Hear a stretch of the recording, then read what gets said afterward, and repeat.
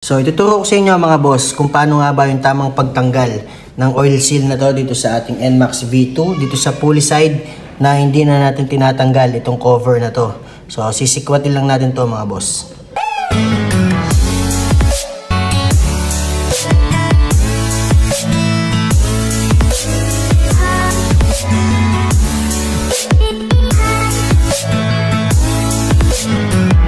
Guys, mabilis ang video lang to. So nakikita nyo tong indicator na to mga boss para sa NMAX at Aerox. So kapag may oil na yan mga boss, parang ibig sabihin yan is sira na yung mga oil seal nung dun sa pulley side at dito sa torque drive side, dito sa panggilid. So kailangan ng palitan yun mga boss kapag nagkaka-oil na itong kanyang indicator. Tsaka dito sa baba guys, medyo may tumutulo-tulo na din langis. So hula ko mga boss, ito talaga yung kailangan palitan. So bubuksan natin ngayon guys, titignan natin kung sira na nga ba talaga ang oil seal nitong ating panggilid, pulley side, tsaka torque drive side. So papalitan natin yan mga boss. So ito na guys, naka-order na ako. So tara guys, check na natin. Let's go. Guys, nabuksan ko na itong panggilid ng ating NMAX V2.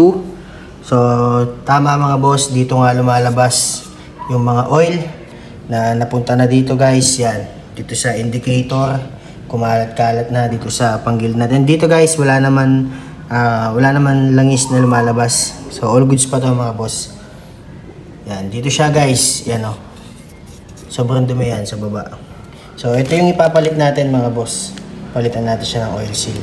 Turo ko sa inyo ngayon mga boss kung paano nga ba ang tamang pagtanggal ng oil seal dito sa pulley side ng NMAX V2. So ito siya mga boss, lalo na kung tumagas na yan at kailangan ng palitan. So every time kasi na tumatagal yan mga boss, nasisira yan.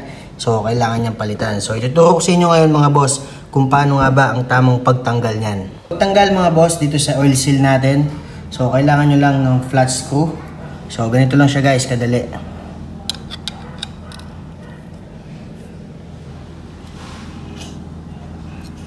So alalay lang mga boss, huwag nyong bibiglain.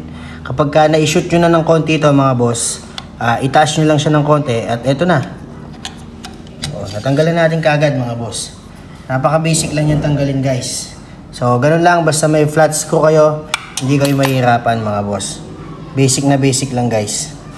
So ito na yung ipapalit nating oil seal mga boss dito sa ating pulley side.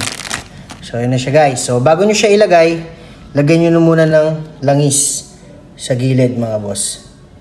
Yan. Huwag nyo kakalimutan yung langis guys para madali siyang pumasok at hindi basta-basta at hindi agad-agad tumigas itong ating oil seal. Konti lang mga boss, huwag nyo masyadong pakadami. So siya guys, kapag nalagay nyo na siya ng langis, lalagay nyo na siyang ganyan. I-push nyo lang mga boss. Kapag gagamit kayo ng tools mga boss, pang push siya oil seal natin, huwag nyo siyang gagamitin na ito kasi baka mabutas kasi matalas tong flat screw. Ang gamitin nyo guys, T-wrench.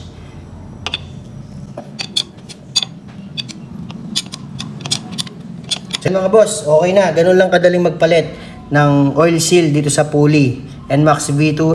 So yun na siya guys, okay na, napalitan na natin at nailagay na din natin yung ating CVT. So kapag mag-check kayo mga boss kung okay pa ba yung mga oil seal sa panggilid ninyo, titignan nyo dito mga boss, ito yung indicator guide kung may oil na ba yan. So ganun lang kadaling magpalit mga boss. So maraming salamat, like, share, and subscribe dito sa ating YouTube channel. Kita-kita tayo mga boss sa susunod na video.